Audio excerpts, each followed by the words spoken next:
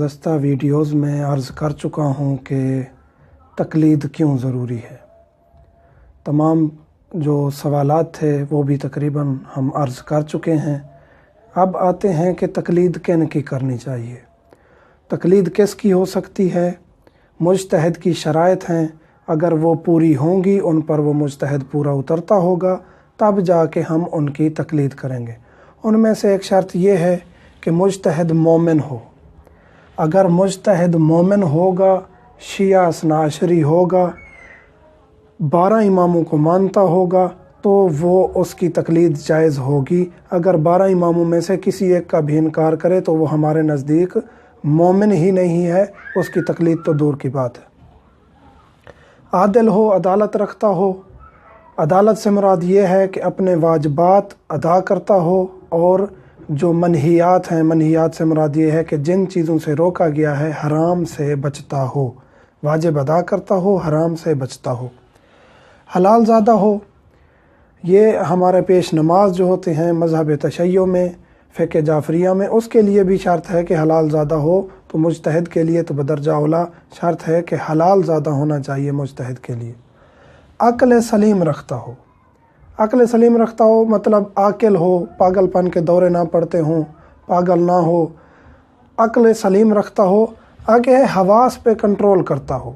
مجتہد کے لیے بہت ضروری ہے، کیونکہ نائب امام ہے، امام کی جگہ پر بیٹھا ہوا ہے، تو اپنے حواس پہ کنٹرول ہو، ناجائز غصہ نہ کرے، ڈانٹ ڈپٹ نہ کرتا ہو ہر وقت۔ یعنی عام جو سڑک پر چلنے والے لوگ ہیں ان سے مجتہد کا رویہ اور اخلاق مختلف ہونا چاہیے، کیونکہ نائب امام ہے۔ تو اگر حواس پہ کنٹرول رکھتے ہوں گے تب جا کے ہم ان کی تقلید کریں گے۔ اس کے بعد ہے کہ بالغ ہو۔ مجتہد کے لیے شرط ہے کہ وہ بالغ ہو۔ بچی 9 سال کی بالغ ہو جاتی ہے اور لڑکا 15 سال کا بالغ ہوتا ہے۔ 15 سال سے پہلے اگر باقی شروط موجود بھی ہوں تو بھی ہم تقلید نہیں کر سکتے۔ مجتہد کے لیے ضروری ہے کہ وہ بالغ ہو۔ اس کے بعد یہ ہے کہ مرد ہو۔ عورت مجتہد نہیں بن سکتی، اکثر مراجع عظام اور جو تحقیق ہے، کیونکہ عورت کے لیڈر بننے میں اسلام میں ممانعت آئی ہے۔ تو یہ بھی ایک لیڈر بننے والا کام ہے مجتہد بننا، یعنی لیڈ کرنا، اپنے ساتھ عوام کو چلانا۔ اس وجہ سے عورت جو ہے نا وہ بھی مجتہد نہیں بن سکتی۔ ان تمام شروط کے بعد جو اہم ترین شرط ہے وہ یہ ہے کہ اب یہ شروط پائی جاتی ہیں، ضروری نہیں ہے کہ ایک شخص میں یہ شروط ہوں، بہت سارے اب مجتہد موجود ہیں، علماء موجود ہیں جن کے اندر یہ شروط موجود ہیں۔ تو اب ہم کس کی تقلید کریں گے؟ تو ہم آتے ہیں ایک ایسے پوائنٹ کی طرف جو ہمیں یقین دلا دیتا ہے کہ ہاں جی ہم نے اس کی تقلید کرنی ہے، وہ ہے عالم۔ عالم سے مراد یہ ہے کہ اب ہمارے پاس 10 یا 20 اشخاص موجود ہیں، علماء موجود ہیں، مجتہد موجود ہیں۔ اب ہم نے ان میں سے عالم کی تقلید کرنی ہے، یعنی جو ان سب میں سے زیادہ پڑھا ہوا ہو، جو ان سب میں سے زیادہ فقہ جعفریہ کو جانتا ہو اور اس میں کام کیا ہوا ہو ان باقی شروط کے ساتھ۔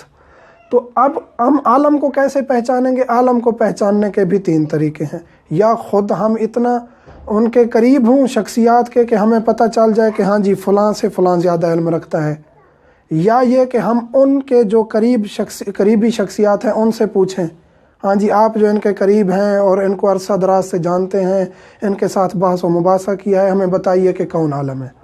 اس کے بعد اگر یہ بھی ممکن نہیں تو ہم 2 عادل گواہوں سے پوچھیں گے، ہاں جی آپ بتائیں۔ یہ آسان ترین طریقہ ہے، ہم اپنے علاقے کے علماء سے یا ان علماء سے جو ہمارے علاقے کے ہیں لیکن حوزہ علمیہ نجف یا قم میں رہتے ہیں اور وہ مراجع عظام کے نزدیک ہیں، ہم ان سے بھی معلوم کر سکتے ہیں کہ آپ ہمیں بتائیے، آپ عالم ہیں، آپ جو ہے نا عادل ہیں، اور آپ ہمیں بتا سکتے ہیں کہ ہم کس کی تقلید کریں۔ تو آسان ترین طریقہ ہے کہ آپ جس پر بھی آپ کو یقین ہو جائے کہ ہمارے نزدیک وہ عالم ہے، بس ہم اس کی تقلید کریں گے۔